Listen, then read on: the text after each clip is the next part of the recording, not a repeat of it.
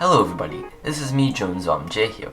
The Airbus A380 is the largest commercial passenger jet at an impressive 239 feet long with a 262-foot wingspan and containing 2 floors of passenger capacity. The A380 is no small aircraft. Many airlines who fly this aircraft load it up with plenty of amenities to make it like no other plane you've ever flown on before. Emirates even puts a shower and bar on board their A380s, and in general, most passengers who have flown on an A380 have had a very positive experience. Despite all of this, the A380 has had a very hard time selling. Not one single airline in North America has ordered one, and many airlines in Europe and Asia have only ordered a few. Emirates seems to be the only carrier that has established a major commitment with the A380, possessing 115 of them as of 2020. In addition, Airbus announced in 2019 that they would be ending production of the A380, only 14 years after its first test flight. So why did the Airbus A380 fail? Let's find out.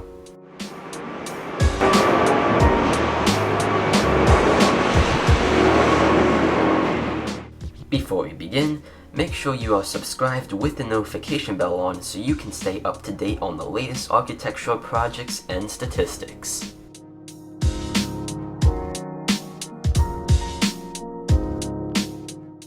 To first figure out why the Airbus A380 failed, it actually would make sense to take a look back at its major competitor, the Boeing 747.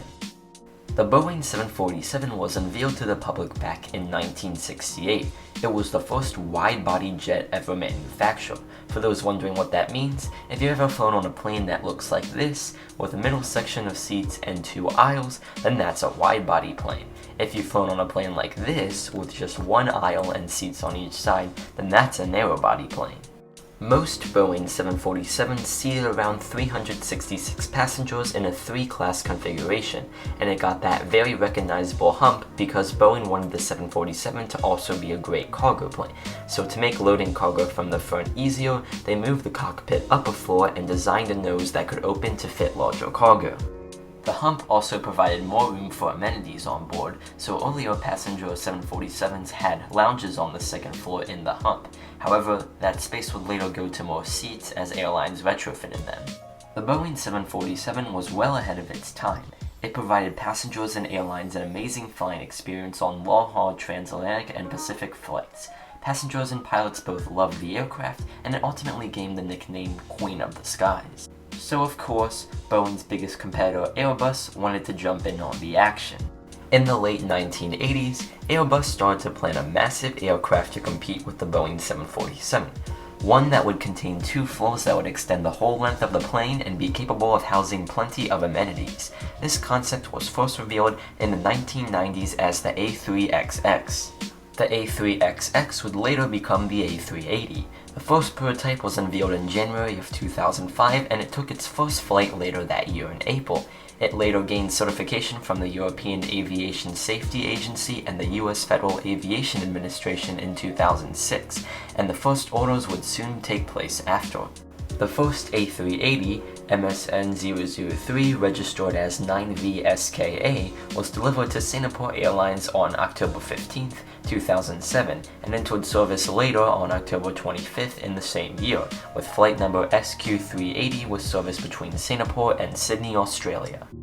Over time, 251 orders for the A380 took place, spread across 14 airlines, with Emirates by far owning the most of those orders. That may seem like a lot, but when compared to other aircraft, that's not that many.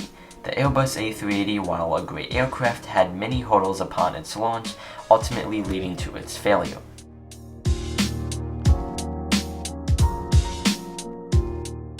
While the A380's biggest competitor, the Boeing 747, was state-of-the-art for its time, like with everything, technology evolves and things change.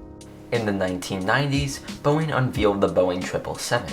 This aircraft, while not quite as big as the 747, still could seat at least 301 passengers and also only used 2 engines instead of 4, which made it significantly more fuel efficient compared to the 747 since it has 2 less engines to power.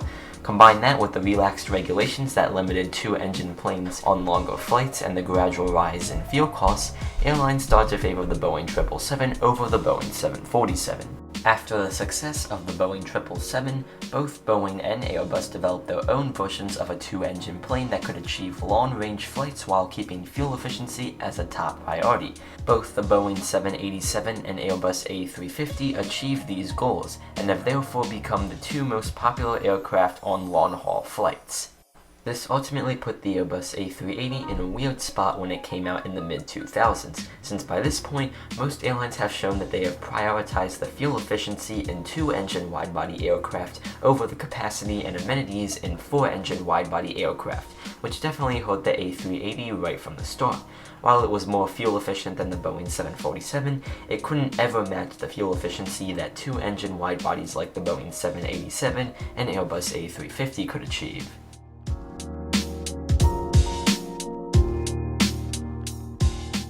As the range in aircraft became much longer, airlines had to develop an efficient way to transport passengers from their origin to their destination. The first common way of transporting passengers was through a hub and spoke model.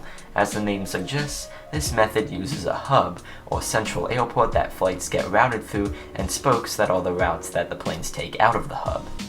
An example of this model would be, say for instance I want to fly from New York City to Manchester in the United Kingdom. A hub and spoke model would have me fly from New York City to London on a bigger wide-body aircraft, and then I would transfer over to a smaller narrow-body aircraft to continue from London to Manchester. This method proved to work for quite some time, and big aircraft like the Boeing 747 and Airbus A380 were definitely meant for this model. But thanks to the more efficient two-engine wide-body aircraft, a new model has since emerged and is starting to take over. The point-to-point model is simply just a non-stop flight from A to B without having to route through a hub. Going back to our example, this would mean that I could fly straight from New York City to Manchester on something like a Boeing 787 or Airbus A350 instead of having to fly to London Heathrow on a Boeing 747 or Airbus A380 and then take another flight on a smaller narrow-body. In addition, most passengers prefer the point-to-point model since they can go directly to their destination without having to worry about a layover. In recent times, the point-to-point model has started to take over the hub-to-spoke model as the preferred way to travel by air.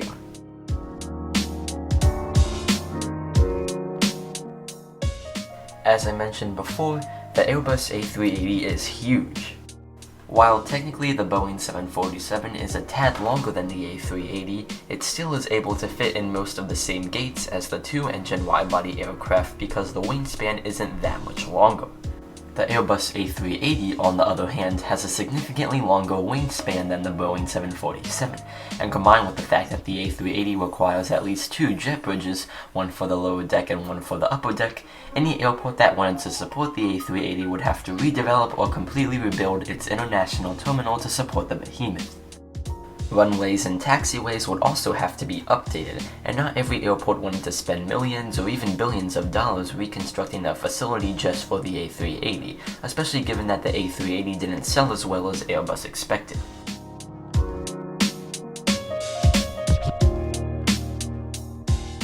So overall, I think the best way to sum up the Airbus A380 was that it was simply the wrong aircraft for the wrong time.